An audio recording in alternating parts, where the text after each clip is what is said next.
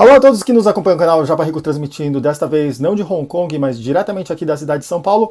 Vou falar para vocês sobre como você pode fazer, e aliás, eu fiz por volta de 25 mil dólares americanos operando na Bolsa de Valores, e eu vou mostrar para vocês o porquê que eu fazia de um modo, e vou mostrar para vocês ações que deram certo no passado, que já não dão muito certo de algum tempo para cá, e ações que estão dando muito certo. Eu sei que muita gente sabe, e já comentei isso várias vezes aqui no canal, que eu vejo muitas oportunidades no mercado alimentício se for para você pegar um position trading, né? Se for para você ficar posicionado por vários e vários anos. Porque no setor alimentício, se você pegar, principalmente se você pegar empresas famosas que estão listadas no S&P 500, você vai ver que é muito interessante. Tem várias oportunidades, diferente de, por exemplo, uma coisa que para position trading é muito perigoso seria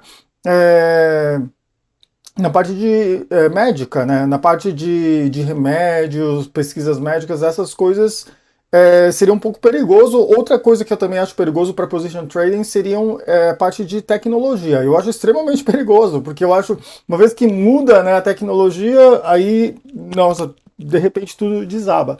Agora, se for na parte alimentícia, né, dificilmente você vai ver uma marca famosa que, né, de repente muda o ciclo e essa marca se ferra. É difícil. Eu vou dar alguns exemplos.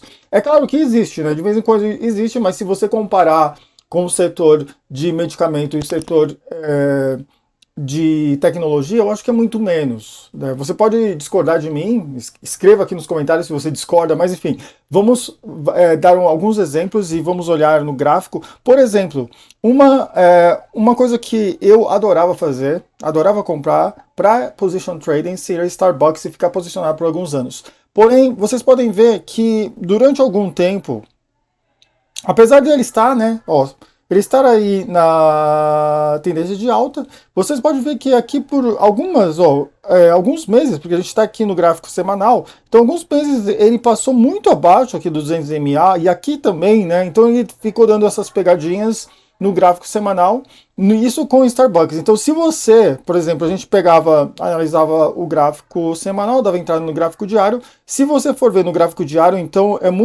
ficava muito mais difícil operar.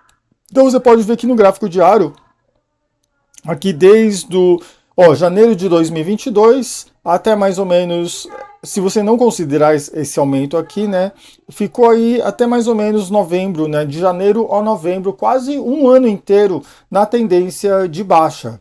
E aí para depois passar para a tendência de alta, aqui passar para a tendência de baixa de novo, e agora estamos aqui acumulando, né, estamos na tendência de baixa novamente aqui no gráfico diário. Então, isso aqui sobre Starbucks, que é uma coisa que antes, se você for ver, né? Agora vamos explicar um pouco sobre Starbucks na época que era boa. Antes disso, na verdade, teve uma época que estava muito bom. Então, se você for ver, ó, se você desconsiderar aquela parte, você pode ver que aqui, quando a gente começou a operar Starbucks, agora eu esqueci se foi em 2009, 2010, mas enfim, nós começamos a operar, e você pode ver que aqui, ó, era muito interessante, porque ele ficava nessa tendência de alta por muito tempo, aqui passou um pouco para depois fazer uma nova alta, então, por muito tempo, né, desde aqui de 2009, até o momento dele quebrar aqui, então diria até março de 2020, estava muito interessante o Starbucks, né? Aí após isso já não ficou tão interessante no weekly, e no daily ficou aquela bagunça inteira que a gente acabou de mostrar para vocês. Agora, se você comparar, agora vamos dar um outro exemplo que é muito melhor, que estou tendo resultados muito melhores que Starbucks, que é PepsiCo. Porque PepsiCo é uma ação que sempre achei várias oportunidades para operar, muito interessante essa ação, né, e também o refrigerante até que é bom, né?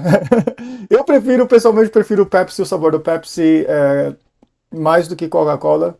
Se bem que tem várias vezes que eu não consigo nem dizer qual é qual, né? Tem vezes que eu tomo uma, eu acho que é Pepsi, mas era Coca. Tem vezes que eu tomo Coca-Cola, acho que é Pepsi. Mas enfim, o interessante dessa ação Aqui vocês podem ver que é muito mais claro para a gente, né? Então aqui pouquíssimas vezes ele passou um pouco aqui do 200 EMA no gráfico semanal, aqui também passou e aqui também com esse shadow, mas vocês podem ver que é muito mais tranquilo de você operar position trading na Pepsi, né? Comparando-se aí com Starbucks no gráfico semanal e também no gráfico diário, vocês podem ver, vamos mudar aqui no gráfico diário a título de curiosidade, então vocês podem ver que aqui, apesar de estar, né, estamos aqui numa tendência de baixa, claramente, mas vocês podem ver que no gráfico semanal ainda estamos numa tendência de alta. Então, sempre comparando, né, aí para position trading, gráfico semanal com diário.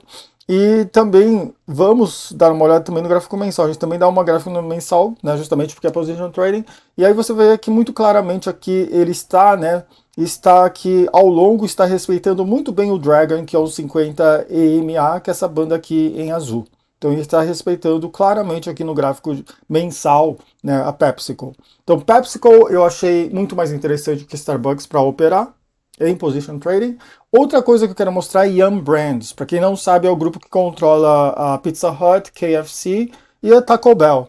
E esse Yum Brands, vocês podem ver que também aqui tivemos uma grande surpresa, né, no gráfico mensal, mas tirando isso, também está respeitando muito bem aqui o suporte do Dragon no gráfico mensal. Agora no gráfico semanal, vocês podem ver que mesmo no semanal, ele está respeitando muito bem aqui 200 MA, fora essa exceção que teve aqui.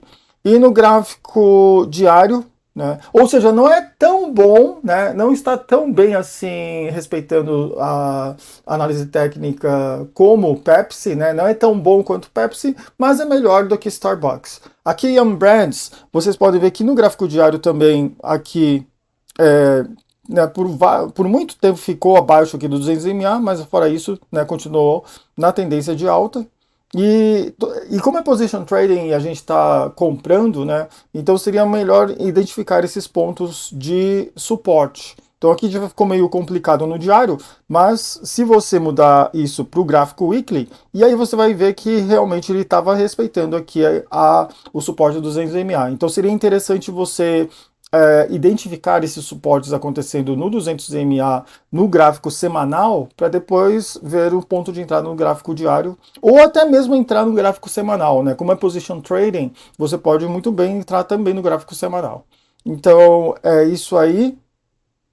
Me digam agora o que vocês gostaram. É interessante, né? Interessante porque eu gosto muito assim de comparar o desempenho de empresas de cada setor. Então, se eu pego, por exemplo, alimentício, e aí bebidas, comidas, fast food. Então, essa questão de fast food também me interessa muito, né? Porque eu sei que é um mercado, né, bilionário de bilhões aí de dólares.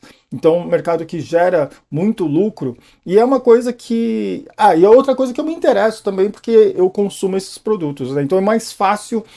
Eu sempre falo para a pessoa, quando você vai começar no mercado de ações, é muito mais fácil. É claro que depois de um certo tempo você tem que aprender mais sobre outras indústrias, mas é muito mais fácil você começar a operar o mercado financeiro pelas empresas nas quais você entende, né, que produto que eles estão fazendo, que tipo de negócio eles estão fazendo. Se bem que por exemplo, se você fosse com time frames menores, aí você já não precisa, né? O pessoal que opera intraday, né, gráfico aí de 15 minutos, aí você não precisa se preocupar, né, o que a empresa faz, quais os produtos, tá? Mas se você tá em position trading, eu acho que aí já entra a preocupação, né, de analisar o que essa empresa faz, quais os lucros, qual que é o balance sheet, quem são os credores, de onde ela está emprestando dinheiro, se ela deve dinheiro para quem, né, e qual o volume de dinheiro que ela deve, se está tudo em ordem, né, na contabilidade dessa empresa, sobre coisas também de dividendos, embora eu sempre seja contra, né, eu falo para vocês que não vou entrar numa posição somente para pegar dividendos, acho isso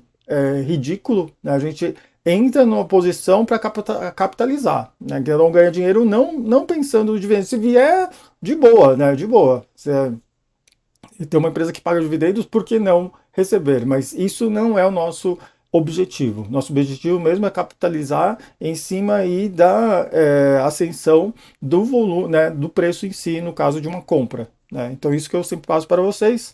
O que vocês acham disso, pessoal? Escrevam aqui nos comentários e Vejo vocês daqui a alguns minutos, na verdade. Vou publicar um novo vídeo aqui daqui a alguns minutos. Então, obrigado e até mais. Tchau!